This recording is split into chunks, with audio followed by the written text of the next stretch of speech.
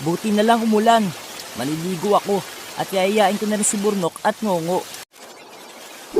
Yahoo! Maliligo kami sa ulan. Ang sarap maligo sa ulan. Wow! Ang sarap ang lasa. Ligo time na! Tara na! Kamusta na kayong lahat? Halina't pag-usapan natin ang mga karanasan natin tuwing tag-ulan. Tiyaya akin? Huh? Yun! Muulan na!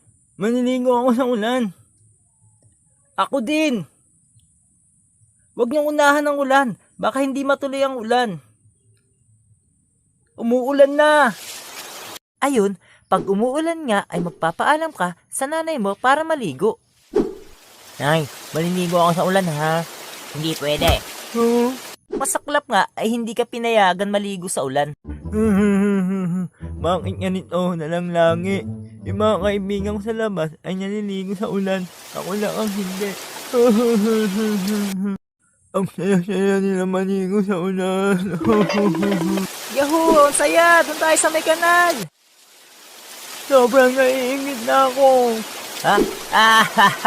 Kawawang Ngongo, hindi pinayagan. Mga walang kwenta. Tumahan ka na sa pag-iyak mo dyan. Pumapayag na ako maligo ka sa ulan. Huh? Huh? Talaga po, nanay?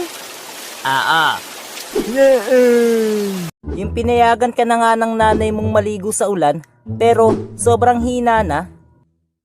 Ano ba yan? Sobrang hina ng ulan. Dapat kasi kanina pa ang pinayagan. At yung karanasan ko na mag-isa lang ako naliligo sa ulan, solo, walang kalaro, at ang masakit, boring.